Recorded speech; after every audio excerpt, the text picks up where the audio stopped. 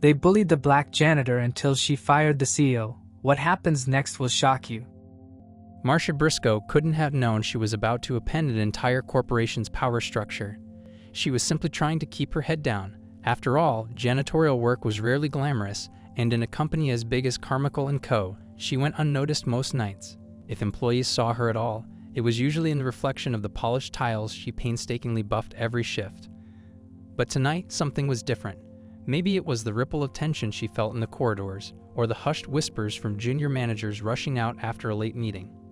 However subtle, it set her on edge. She always tried to hide in plain sight, but some deep instinct told her that a major turning point awaited. Pushing her old cleaning cart down the 18th floor hallway, Marcia felt a warm ache in her shoulders, residual soreness from moving boxes of supplies earlier that afternoon.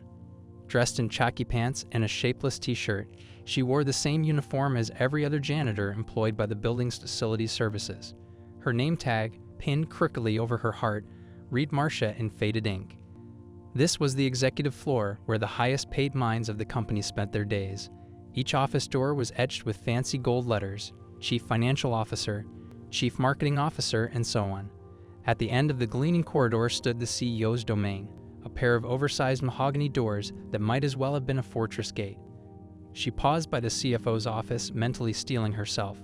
People up here had a habit of being condescending, if not outright cruel, to support staff. Still, this was her job, her life. She opened the door, expecting emptiness. Instead, she found Angela Carlisle, the company's CFO, rummaging through files. Whoa. Angela snapped her head up, tensing the moment she spotted Marcia. Her manicured hand clutched the stack of folders. "Oh, it's just you," she said with a dismissive flick of her wrist. "Well, hurry up. I don't have all night." Marcia forced a nod and directed her cleaning cart across the plush carpet. Her gaze dropped to the floor, noticing the CFO's stiletto heels tapping impatiently. "Carlisle, can't you see I'm in the middle off?" Angela muttered to herself, then turned to Marcia. "Empty the trash, wipe the desk, and don't knock anything over. Some of these are confidential documents." "Yes, ma'am," Marcia replied softly. She hurried through her tasks, trying not to feel the sting of Angela's brusque tone. This was typical. Every night, Marcia collected leftover coffee cups, smoothed stray papers, vacuumed, dusted. She tried to move like a ghost, drawing no attention to herself. Angela eventually left the room, phone pressed to her ear, voice trailing harsh demands down the corridor. Marcia allowed herself a small sigh of relief. She'd grown used to these belittling interactions. Employees with inflated titles rarely remembered she was human. But not all the nightly encounters were quite so trivial. Just as Marcia finished tidying the CFO's office, she heard a deep male voice echo from the hallway. Stepping out, she saw him, Bernard Carmichael, the CEO. Tall, dark-suited, with hair perfectly slicked back, he looked every bit the powerful executive. He was barking orders into his phone, face flushed with anger. "Make it clear to those incompetent staffers that if they can't follow instructions, they're replaceable," he practically shouted. Suddenly, he spotted Marcia. His eyes narrowed, mouth curling into a sneer. "And where's my assistant? Why do I keep running into cleaning staff instead of the people who matter?" Heat crept up Marcia's neck. She swallowed the knot in her throat and pushed her cart aside, trying to look as inoffensive as possible. Bernard ended his call with a huff and glared. "I didn't realize we had a staff meeting on dusting and mopping tonight," he remarked, sarcasm dripping from every syllable. Marcia pressed her lips together, resisting the urge to snap back. He was the CEO, and she was just the janitor. "I'm sorry, sir," she offered. "I'll be out of your way." Bernard barely acknowledged her apology. He strode past, leaving behind the faint scent of expensive cologne and an unmistakable wave of contempt. Once he turned the corner, Marcia exhaled shakily. These brief run-ins with Bernard always made her question how long she could keep working in such a toxic environment. Yet she had no choice.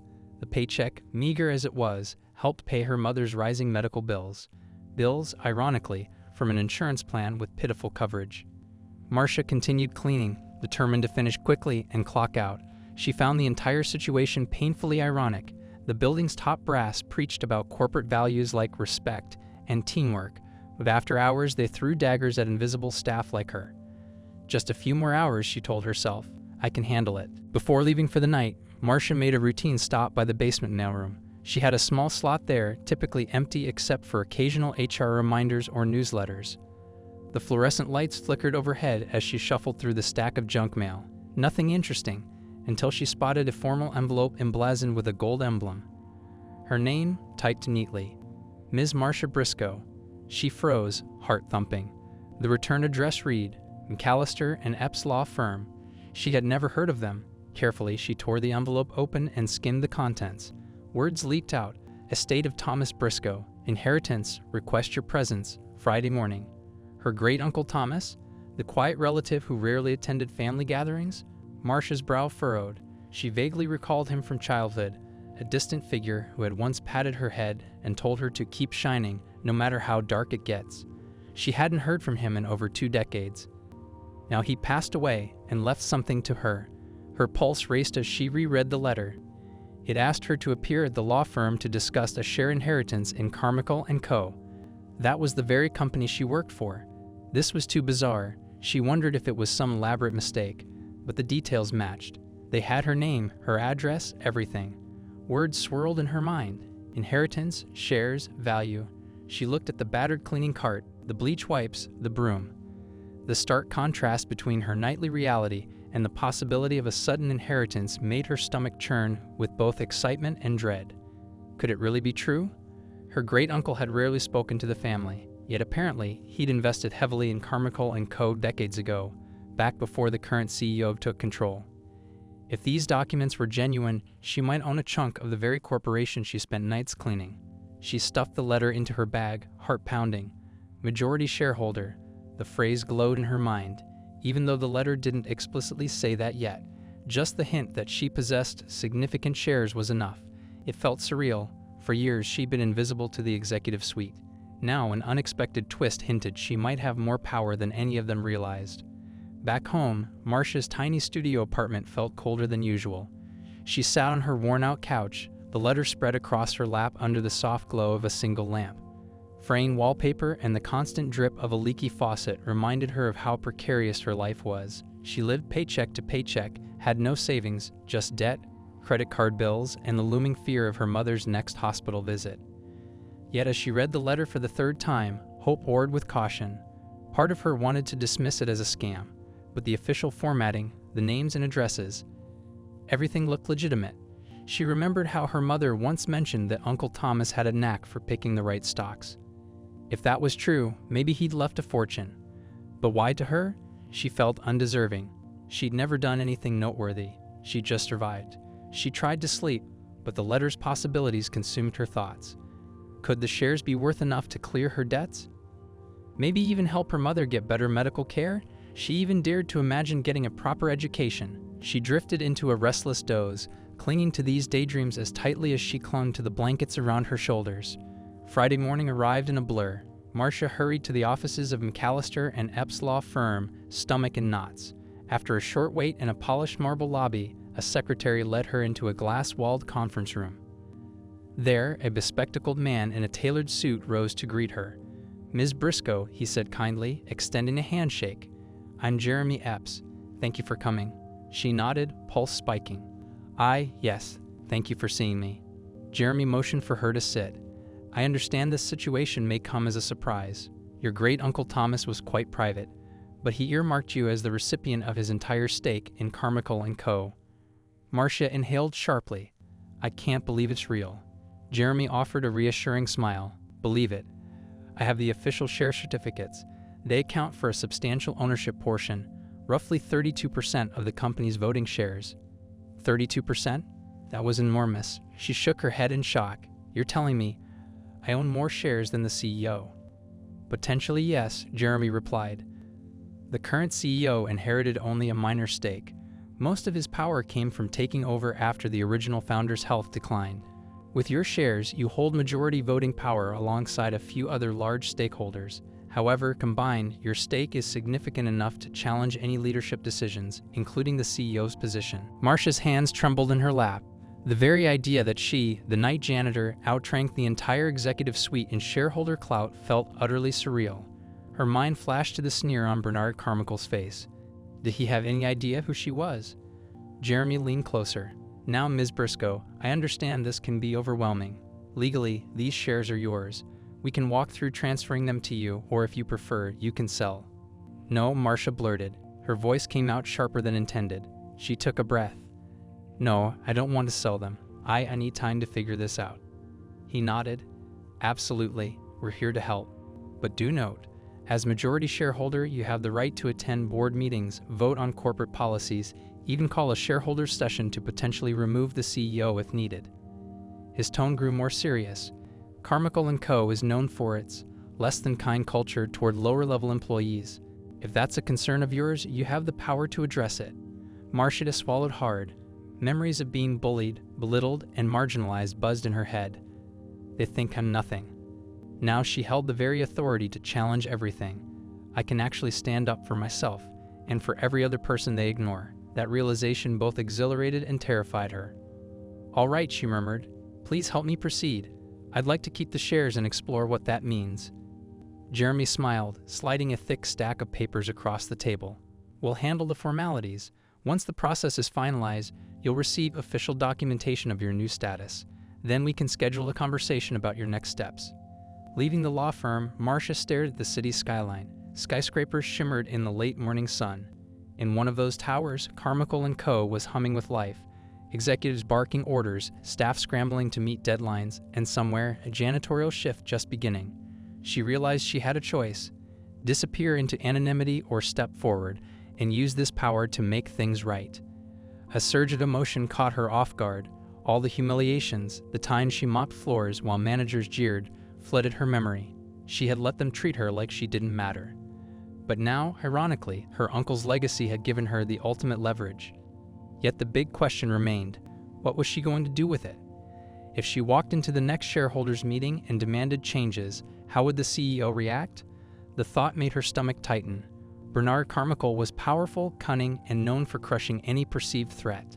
If he realized a mere janitor had control over him, would he retaliate in some vicious way? Despite the apprehension, a bold sense of purpose took root in her heart. She couldn't allow more people to be crushed under that man's arrogance. She might not have an MBA or a fancy degree, but she had integrity, and now a commanding share in the company's stock. This is a sign, she thought, stepping onto the sidewalk. For too long, she felt voiceless and unseen. Maybe this was the spark that would change her life forever. Maybe it would change everything for the workers stuck at the bottom of the corporate ladder. Her phone buzzed. A text from her janitorial supervisor. "We need extra coverage tonight. Can you do 9 p.m. to 3 a.m.? She hesitated. Now that she possessed these shares, did she still want to show up as a night shift janitor? A wave of guilt made her chew her lip. Despite the newfound power, she wasn't ready to cast aside her responsibilities. Not yet. Marcia inhaled slowly. One more night. She needed time to think, plan her next steps. Selling the shares was not an option. Their purpose was too important. But walking into work, knowing she effectively owned the place, would be a surreal experience. She typed her reply. "Yes, I'll cover the shift." Then she slipped her phone into her pocket, determination lighting her eyes. They bullied the black janitor, but they have no idea who they've been dealing with. Not yet. Marcia Briscoe spent the rest of the week in a daze. Every time she looked in the mirror, she glimpsed the same tired eyes and work-worn hands.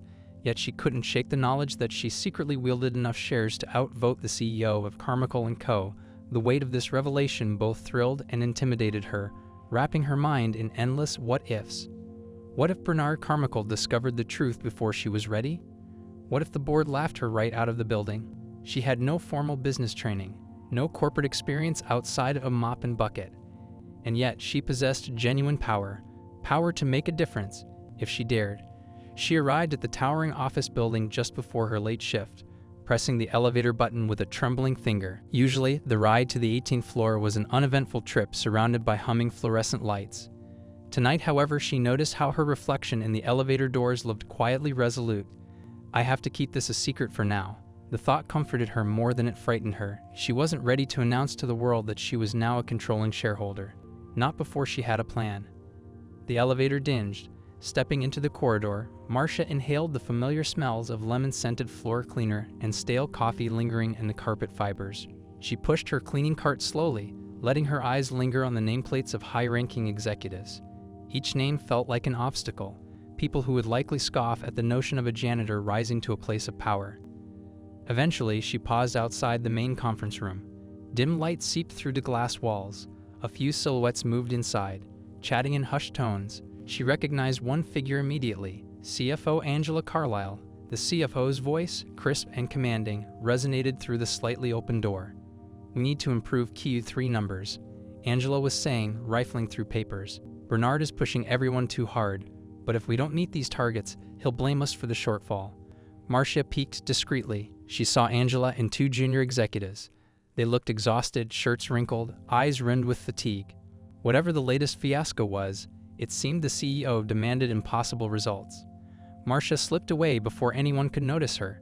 A pang of empathy tugged at her chest. Yes, Angela had been dismissive toward her, but even executives lived under Bernard's iron rule. If someone as high up as the CFO felt cornered, how did that bode for everyone else? She made a mental note. Bernard must be under pressure to show profits. The question lingered. How far would he push people to preserve his image? And how many workers' spirits would he crush in the process? With the top floors done, Marcia descended to the basement mailroom. This space felt like a second home. Drab walls, humming lights, but at least nobody glared at her here. She sorted through envelopes, meticulously placing them in the correct slots, hoping to clear her head. As she organized the day's mail, she heard footsteps approaching. It was Darnell, the mail clerk, a soft-spoken man in his 50s with a kind smile. He wore a faded button-down shirt with a loose tie, and his footsteps shuffled with weary grace. "Marcia," he greeted warmly. "Burning the midnight oil again?" She returned the smile. "Yeah, you know me, just trying to keep the place running." Darnell nodded and leaned against a row of mailbox cubbies. They were the invisible workforce, rarely acknowledged by the higher-ups. Over the past year, Marcia had grown to trust him. He was one of the few people who showed her genuine kindness. He studied her face. "You seem different. Something on your mind?" Marcia hesitated. She couldn't reveal her new shareholder status, not yet, but part of her yearned to confide in someone. "Let's just say I had some big news recently," she said carefully. Not sure what to do with it yet. Darnell didn't pry. Instead, he patted her shoulder gently. "Well, if it's good news, I'm happy for you. And if it's trouble, remember I've got your back." She swallowed the lump in her throat. Darnell's kindness made her realize that if she played her cards right, she could protect not just herself, but all the overlooked staff. Maybe that's what Uncle Thomas wanted me to do, stand up for workers like us. She forced a small laugh. "Appreciate it, Darnell, really do." With that, he excused himself to finish sorting packages. Marcia loaded her mop bucket onto the cart, heart a little lighter. Although she couldn't tell him everything, his supportive words reminded her she wasn't alone. At around midnight, Marcia tackled her final task of the night, emptying the trash bins in the CEO's private suite. She disliked going in there. Even when Bernard wasn't around, the place reeked of arrogance. An imposing mahogany desk stood near the windows, flanked by floor-to-ceiling bookshelves stuffed with expensive volumes. The walls gleamed with framed articles praising Bernard's leadership. She exhaled and approached his trash can. A scattering of paper scraps and a used coffee cup tumbled into her bag. Then she noticed a document that had slipped behind the can, a partially crumpled memo. Quarterly budget reallocation, approved by B. Carmichael. Marcia couldn't resist glancing at it. Her eyes widened. The memo indicated massive cost-cutting measures aimed at non-essential staff and departments. Janitorial, cafeteria, and mailroom wages were all under review. There was even mention of automation initiatives to reduce the need for manual labor. Her stomach churned. Bernard was planning to slash support staff budgets and possibly replace employees with automated solutions. If this went through, people like her and Darnell could lose their livelihoods. He can't do that, can he? She realized that, as the new majority shareholder, she absolutely had a say. Bernard might be CEO, but a significant shareholder vote could contest these policies. Suddenly, she felt a flare of courage. This is exactly why I can't stay silent. Swallowing hard, she replaced the memo where she found it, not wanting to alert him that she'd seen his plans. But a new resolve pulsed in her veins. She needed to learn more, and quickly, before Bernard pushed through harmful policies. When she returned to the corridor, footsteps echoed sharply on the polished floor. Rounding the corner was none other than Martin Beck, the junior finance manager who had belittled her about his trash can a few nights earlier. He caught sight of her, and annoyance flickered across his face. "Great, it's you," he grumbled. "What are you still doing here?" She lifted her chin slightly, refusing to cower this time. "Just finishing my rounds." Martin's lip curled. Try not to leave a mess. I'm already cleaning up after you half the time." His words held a nasty sarcasm, but oddly enough, her anger was subdued by pity. She realized Martin himself probably felt powerless within the toxic corporate hierarchy, and that, in turn, made him lash out at those even lower on the ladder. He brushed past without another word. Marcia exhaled slowly. One day soon, Martin might realize he'd been sneering at someone who literally outranked everyone in the building. She wondered what face he'd make if he found out. But the momentary smirk on her lips vanished as she considered the bigger picture. She could be the key to dismantling this culture of bullying, if she summoned the courage to act. At the end of her shift, she found Angela Carlyle, still here, rummaging through a stack of charts in the 18th floor break room. The CFO looked exasperated, dark circles under her eyes. Marcia considered slipping away unseen, but Angela noticed her and sighed. "You, the janitor." Angela didn't even remember her name. "Could you wipe down this table?" Spilled coffee again. Her voice lacked its usual bite. She sounded defeated, as if she'd been fighting a losing battle all night.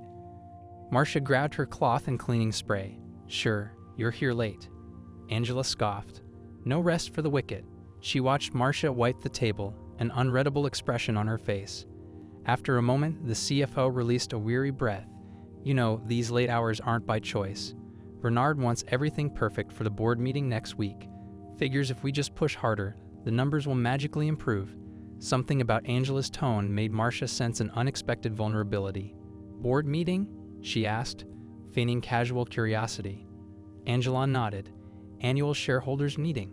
They'll vote on budgets and leadership retention. Bernard's hounding us to present record-breaking profits, or else. That's why I'm stuck finalizing budget reallocation proposals." A dark look crossed her eyes. "He's set on slashing costs in areas he deems non-essential. I hate it, but my hands are tied." Marcia's heart hammered. The annual shareholders meeting. That was her chance. She forced her expression to remain neutral, though inside she was blazing with adrenaline. "Now I know exactly where to make my move." Angela gave a half-hearted shrug. "Anyway, that's corporate life. You either sink or swim. Right now, I'm barely treading water." She turned away, rummaging in a cabinet. Marcia finished wiping the table, sensing the CFO was too exhausted to maintain her usual haughty front. For a brief second, Marcia almost felt sorry for her. Angela is under Bernard's thumb, too. When Marcia left the break room, she clutched the handle of her cleaning cart, legs trembling. Her mind whirled. The shareholders' meeting was next week. Bernard was planning to push through a ruthless budget plan that would devastate lower-level employees. And ironically, she was the majority shareholder who could stop him. Exiting the building at 3 a.m, Marcia stepped into the cool night air. Stars dotted the sky above the skyscrapers, faint but unwavering. She clenched her fists, adrenaline still coursing through her. "I have a seat at that board meeting," she realized. It wasn't just a seat, but a controlling vote. For too long, she'd been silenced, overlooked, belittled. Now she had an opportunity to speak not only for herself, but for everyone else who had been cast aside. Her phone buzzed. A text from Darnell. "You okay?" Looked rattled tonight. She smiled softly at the screen. He was the kind of coworker who genuinely cared. She responded, "I'm fine, thank you. Big decisions to make soon." The magnitude of what lay ahead weighed on her shoulders. She might not have the savvy of a seasoned corporate shark, but she had more than enough reason to stand up for the voiceless. In just a matter of days, she'd sit at a table with board members and executives who had no idea she controlled the majority stake. She imagined the disbelief on their faces. It was time to prepare, time to show them that the very person they called non-essential was about to append everything they thought they knew about power. Her bus arrived, headlights cutting through the dark.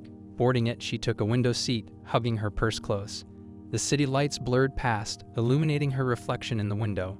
She saw not just a tired woman returning from a night shift, but someone on the verge of a monumental change, a voice that finally mattered.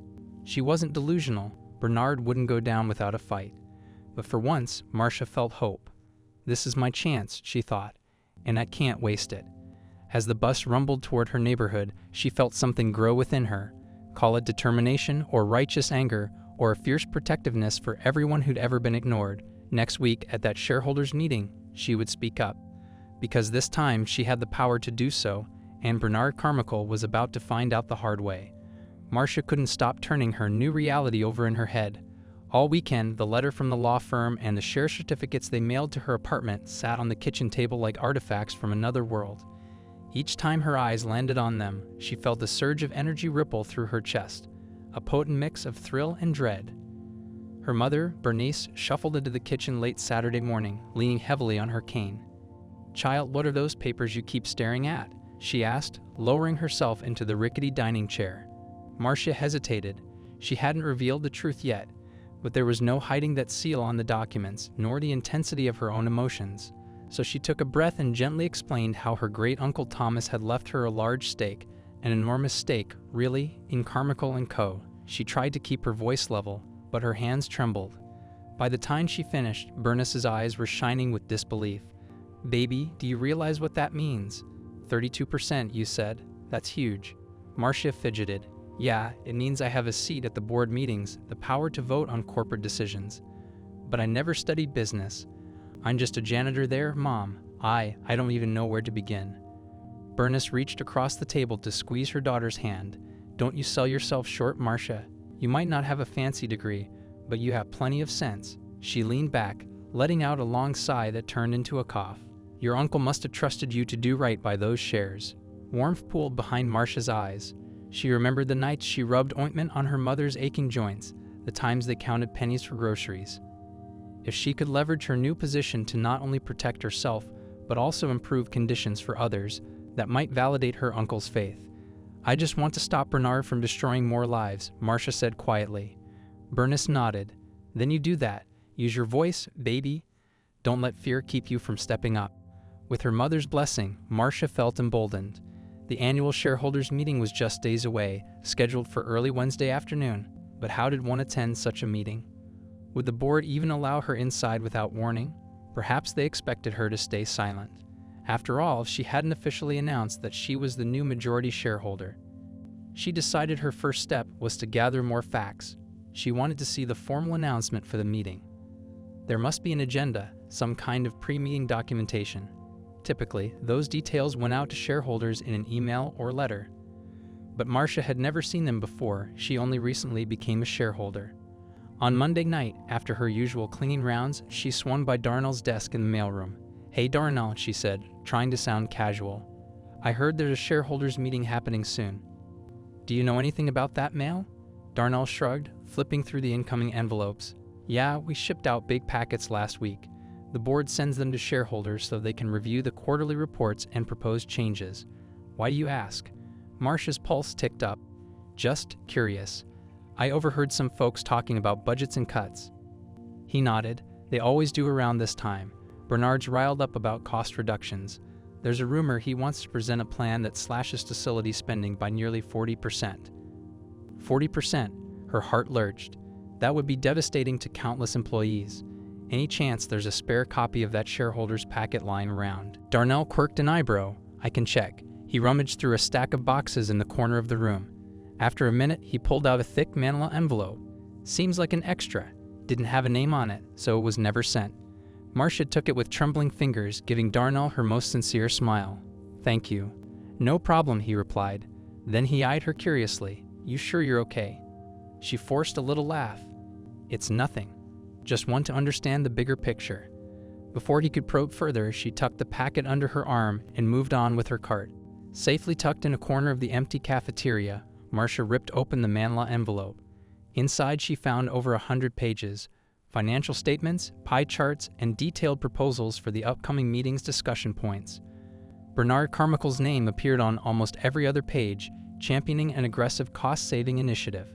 He called it Project Streamline, which, according to the fine print, planned to automate custodial and mailroom functions over the next 2 years. Her throat tightened. These were her colleagues' livelihoods. The board notes suggested that if Project Streamline passed, it would eliminate the majority of human-led facility jobs.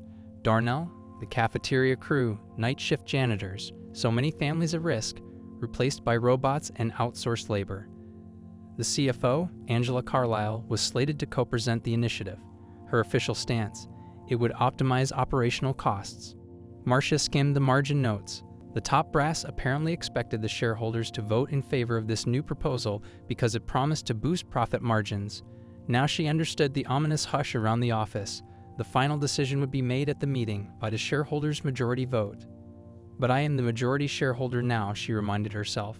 If she cast her vote against Project Streamline, the proposal would fail. Unless Bernard somehow convinced other large shareholders to side with him. She couldn't let that happen, but how could she ensure the others voted her way? She bit her lip, scanning each page for more clues. The meeting was set for Wednesday at noon in the top-floor boardroom. Only shareholders and key executives were allowed. The last page listed an RSVP email and contact. Feeling more resolute than ever, Marcia carefully tucked the documents back into the packet. Before leaving her shift that night, Marcia spotted CFO Angela Carlisle in the corridor, huddled near the elevator bank. Angela looked tense.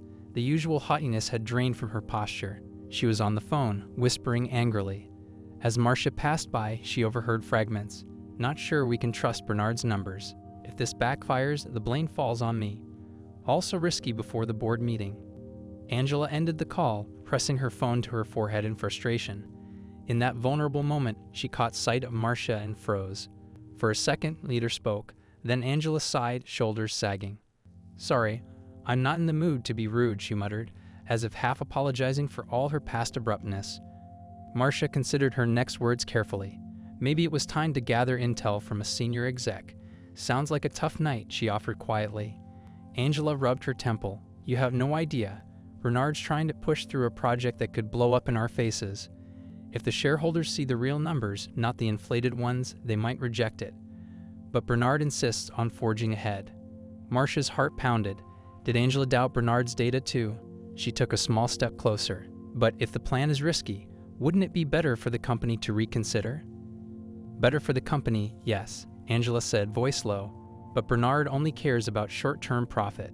He thinks if we cut costs drastically, the stock price will soar, at least for a while, enough to make him look good. But the human toll," she cut herself off, realizing she was venting to the janitor. Her expression shuddered. "Never mind. This is confidential." Marcia forced a reassuring nod. "I understand." Angela turned away, but not before Marcia glimpsed genuine worry etched on her features. So Angela has reservations. That knowledge reaffirmed what Marcia already suspected. The entire executive suite was on edge over Bernard's push for Project Streamline. If Angela had concerns, maybe she'd be open to an alternative plan, one that didn't bulldoze half the staff. This could become an important alliance if Marcia played her cards right. Once home, Marcia spent her day off huddled at the kitchen table, scribbling notes on a legal pad. Her mother dozed in the living room recliner, the soft hum of daytime TV blending with the faint scratch of Marcia's pen. She was trying to outline her approach for the shareholders' meeting. 1. Attendance. The final paperwork from the law firm confirmed she had rightful admission to the meeting as a major shareholder. She'd show up, credentials in hand, and let them balk at the revelation. 2. The vote Project Streamline was set to be the star of the meeting. Bernard and Angela would present the cost savings. Shareholders would vote. Marcia held the decisive block of shares. If she voted no, the proposal likely wouldn't pass. But would that cause a backlash from the rest of the board? Could Bernard twist arms behind the scenes to undermine her? 3. Potential allies. Angela Carlisle might be an ally, albeit a reluctant one. She clearly had reservations about the plan's integrity. There might be other board members with ethical qualms, or at least enough doubt to side with Marcia once she showed her controlling stake. 4. Confrontation. Depending on how Bernard reacted, things could get ugly. Marcia wasn't naive. The CEO had a temper and a reputation for burying obstacles. She needed to be prepared for confrontation. He'd undoubtedly challenge her right to control that many shares. She swallowed hard, tapping the pen on the edge of the pad. Am I really ready for this? Standing up in a boardroom full of seasoned business people would push her far outside her comfort zone. But the thought of her colleagues, Darnell, the cafeteria staff, fellow janitors, motivated her. They had no voice in these decisions. She, by chance, had inherited the loudest voice of all. Monday evening, Marcia typed a short email to the contact listed in the shareholders' packet, confirming her attendance at Wednesday's meeting. She made sure to include the legal documentation proving her new ownership. Her fingers trembled as she clicked send. That was it, no going back. A half hour later, a reply arrived in her inbox. Subject: Confirmation of attendance. Dear Ms. Briscoe, thank you for your prompt RSVP. We look forward to seeing you on Wednesday. Please bring valid ID and any pertinent documents regarding your stake. A representative from the board's legal counsel will greet you upon arrival. Board Coordinator, Carmichael & Co. Marcia stared at those words until her vision blurred. It was truly happening. She was stepping into a domain she had only ever wiped clean after hours. No more broom in hand, she told herself. This time, I walk in as the owner I am. Before bed, she paced her small apartment, double-checking everything. She found a modest blazer and slacks at a thrift store the previous weekend. Pressing them neatly, she realized she had no business suits, no polished heels. But she would attend that meeting as herself, authentic, unpretentious, a woman who had worked those same halls, mopped those same floors, and now had the power to change them. Her mother, half awake from a nap, called out softly, "Remember, Marcia, they may have fancy titles, but they can't take away who you are." She crossed the room to plant a gentle kiss on her mother's forehead. "Thanks, Mom," she whispered. "That means more than you know."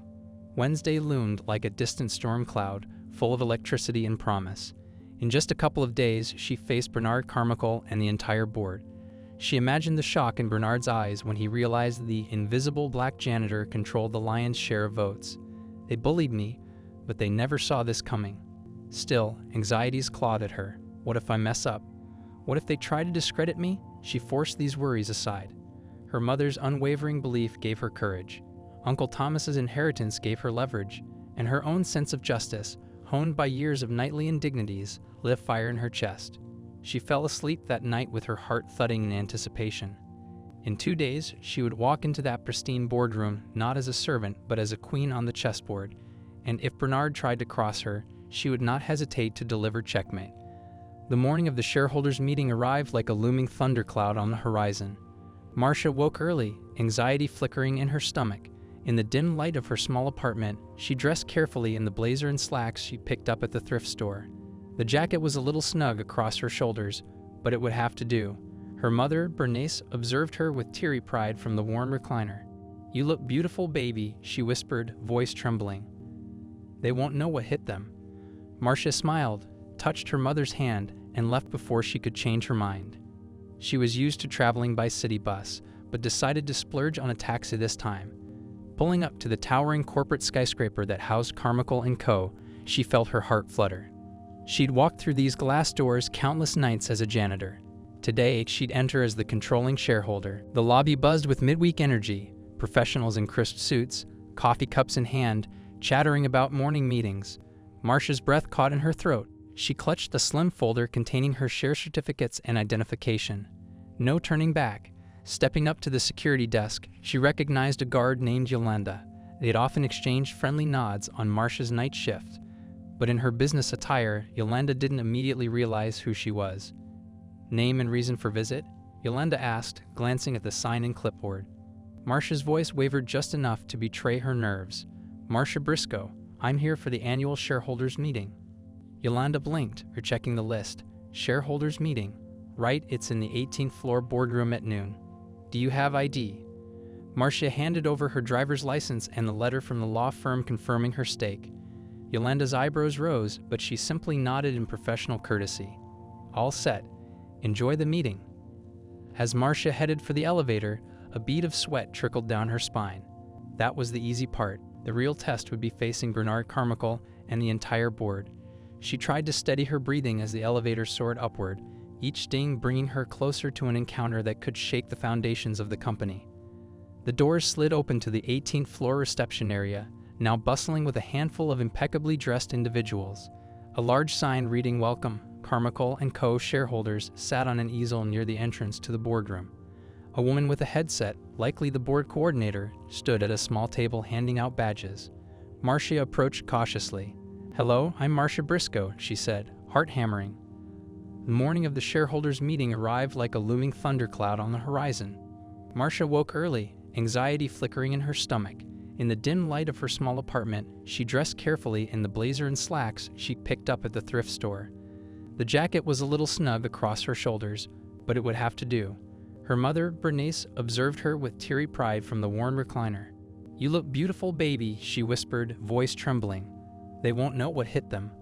Marcia smiled, touched her mother's hand, and left before she could change her mind. She was used to traveling by city bus, but decided to splurge on a taxi this time. Pulling up to the towering corporate skyscraper that housed Carmichael & Co., she felt her heart flutter. She'd walked through these glass doors countless nights as a janitor. Today, she'd enter as the controlling shareholder.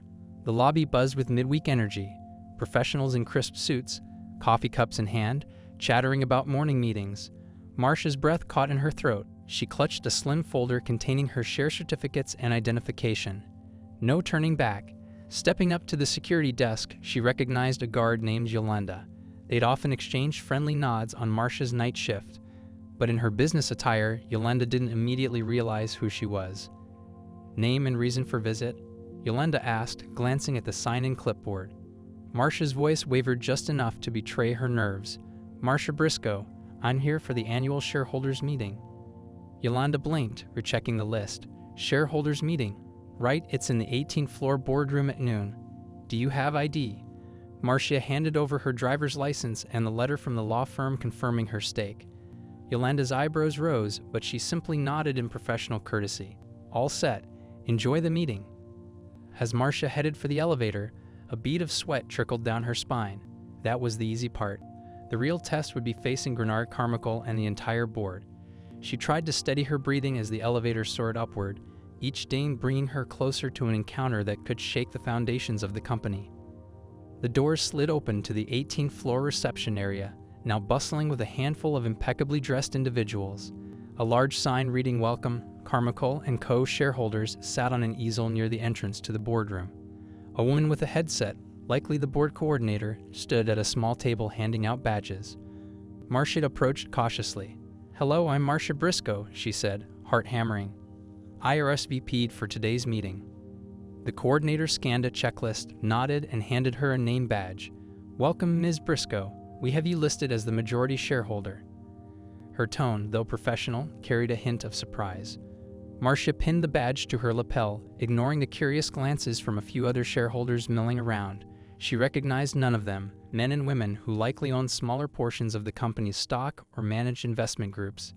They sported designer suits, polite small talk on their lips. Marcia felt both invisible and hyper-visible all at once. "You can do this," she reminded herself.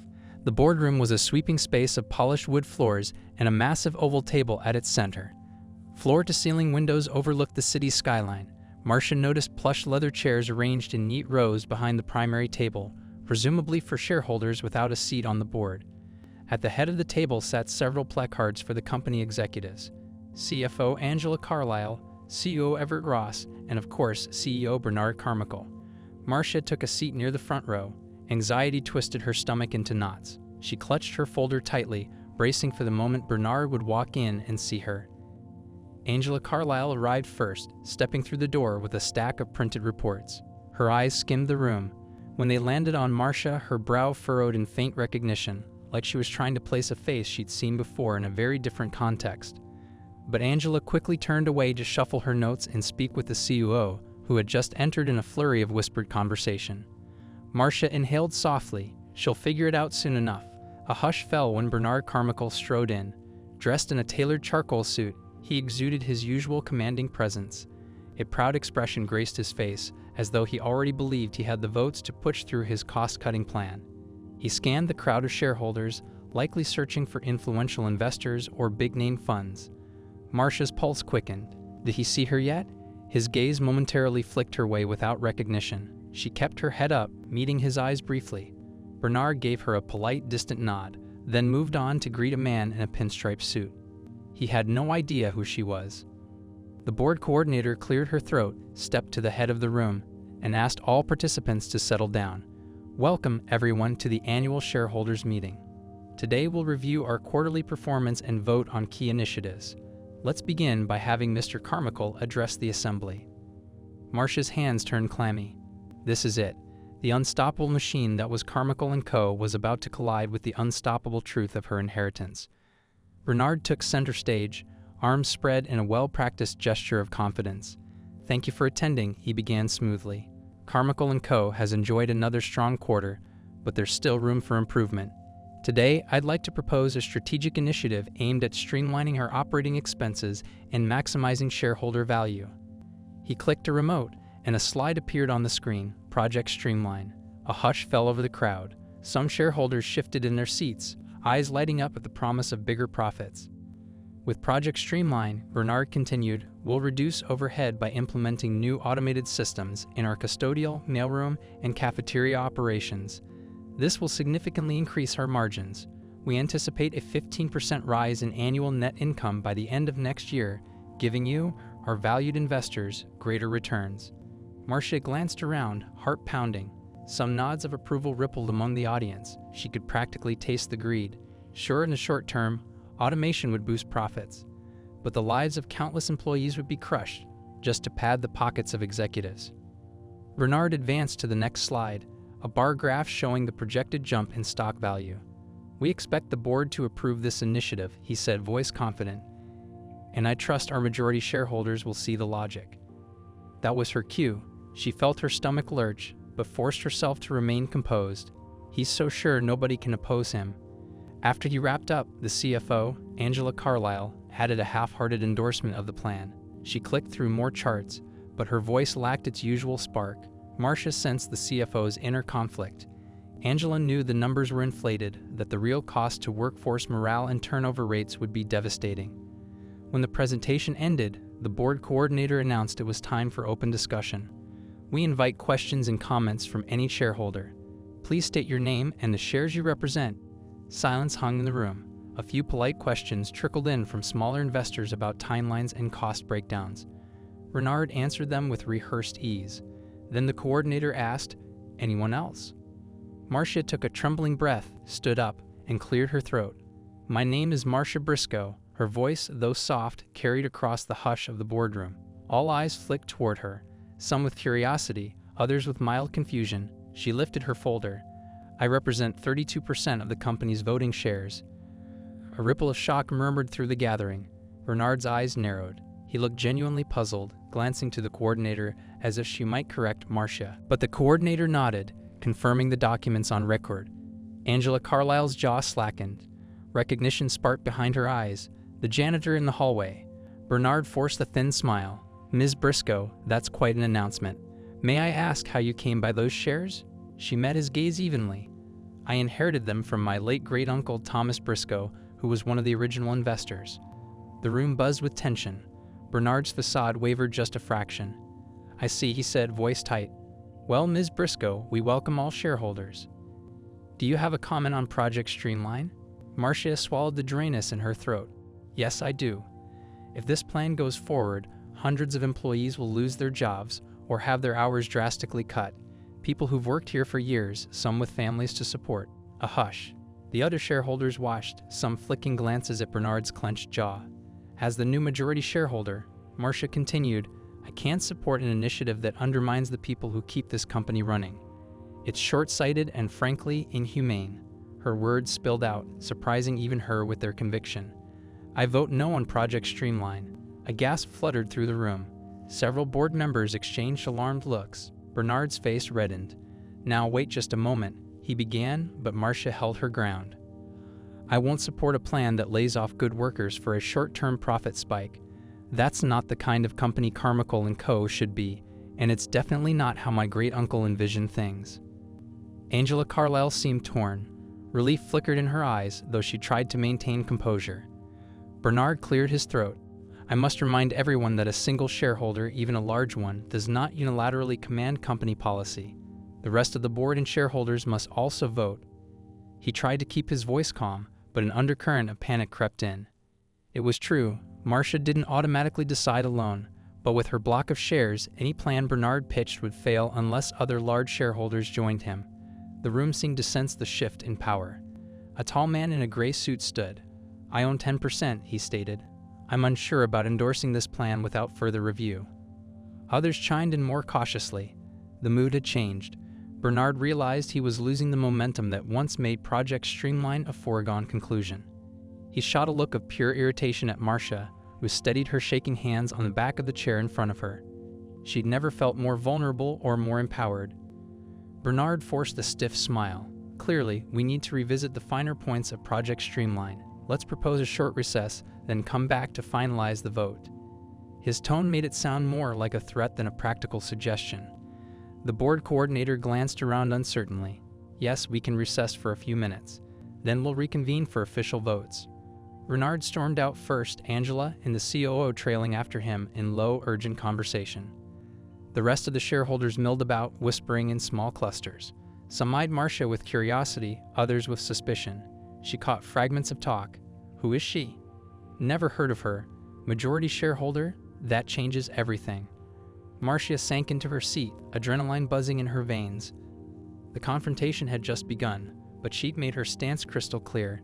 She would not let Bernard dismantle employees' livelihoods for profit. The question now was how far Bernard would go to preserve his plan and his power. After years of being overlooked, Marcia had dared to speak. Now she had to brace herself for whatever blowback the CEO might unleash. Win or lose, she refused to back down. When the recess began, Marcia Briscoe found herself in a surreal whirlwind. Shareholders milled around the boardroom, some throwing her curious glances, others giving respectful nods. She could practically feel the corporate machinery grinding to a halt, forced to reckon with her unexpected presence. A janitor, holding the largest voting block, who would have thought? Bernard Carmichael had stormed out, presumably to regroup. The tension thickened the air like a pending thunderstorm. Despite her trembling hands, Marcia felt the seed of confidence taking root. She'd taken a public stand against Project Streamline, effectively blocking Bernard's plan. But the fight wasn't over. Marcia stepped into the hallway for a moment's respite. Voices drifted from a nearby corner, low and urgent. She recognized Bernard's baritone, clipped and angry. She couldn't make out every word, but phrases jumped out. Discredit her? Doesn't belong here. Our investors need reassurance. Her stomach twisted. He's strategizing against me. She just turned to head back when Bernard himself rounded the corner, face flushed. His eyes fell on Marcia with the force of a hammer blow. For a heartbeat, they stared at each other in the hushed corridor, far from the onlookers in the boardroom. Bernard's once confident features twisted in fury and disbelief. Well, he hissed under his breath, I never would have guessed the night janitor was our mystery majority shareholder. He looked her up and down, scorn flickering in his eyes. Very clever, playing the part of a lowly employee. Marcia stood her ground. I wasn't playing a part. That job is my real life. Bernard's jaw clenched. I don't care how many shares you inherited. I'm not going to let you destroy what I've built here. These cost-cutting measures are essential for our bottom line, and you have no idea how this business works. An indignant fire lit in Marcia's chest. I know that your plan is about to put hundreds of people out of work. Workers like me who have families who need insurance. I won't sit back and let you gut their livelihoods. He took a threatening step closer, voice dropping to a menacing growl. You think you're some hero? Do you understand how real business runs? Without strong profits, the stock price falls and all our shareholders suffer. Including you? Marcia lifted her chin. A business that thrives on mistreating its people isn't worth saving. And Uncle Thomas, who was one of the founders, never wanted that. I'm standing by what's right. Bernard's lips curled, then prepare to lose everything, because if I go down, I promise I'll take you with me. He brushed past her, shoulders knocking against hers. The cold rage in his eyes sent a shiver through her spine. But as he stomped away, a bracing determination surged within her. She wasn't facing him alone. Returning to the boardroom, Marcia was surprised to find a small cluster of shareholders waiting for her. A middle-aged woman extended her hand. Diane Hilton. I manage a pension fund that holds about 5% of the company. Word is you're not in favor of the automation plan. Marcia shook Diane's hand, still reeling. That's right. It sacrifices too many jobs. Diane nodded thoughtfully. I have employees' retirements riding on this. At first, the promise of higher short-term returns sounded appealing. But I'm worried about the long-term damage if Carmichael & Co. gains a bad reputation as a job killer.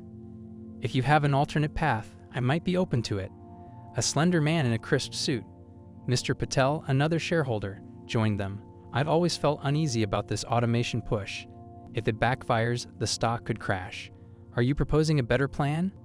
Marcia pressed the folder of notes to her chest. She hadn't expected to gain potential allies so soon, but she realized not everyone blindly worshipped Bernard's profit-chasing. Look, she said slowly, I'm no business guru, but I know the people working here. I see how dedicated and hardworking they are. If we treat employees as disposable, that negativity will spread. Turnover will rise, morale will plummet.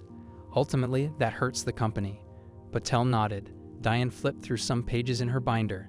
They seemed genuinely interested. Marcia took a breath, forging ahead. I don't have a perfect solution yet, but I'm open to discussing smaller efficiency measures, maybe better training or internal promotions. But not mass layoffs, not to this scale. A spark of agreement flickered in Diane's eyes. That's more sustainable. For the pension fund I represent, stability is key. Within minutes, a small knot of shareholders began forming around Marcia, intrigued by her stance. Some owned 1 or 2%, others 5 or 10. Collectively, they had enough votes to boost her majority stake even further. If they unified, Bernard couldn't push Project Streamline through, no matter how many sweet promises he made. Confidence warmed her chest. The puzzle pieces were falling into place, but the final battle was yet to come. The board coordinator called everyone back to order. People rushed to their seats, a low hum of conversation swirling around the room. Bernard Carmichael re-entered with an almost forced composure, tight-lipped but outwardly calm. Angela Carlyle followed, avoiding Marcia's gaze as she took her seat at the table. Let's proceed to the voting portion of our agenda, the coordinator announced. The main motion is whether to approve Project Streamline as presented by Mr. Carmichael and Ms. Carlyle. Shareholders representing the majority of votes cast will decide this measure.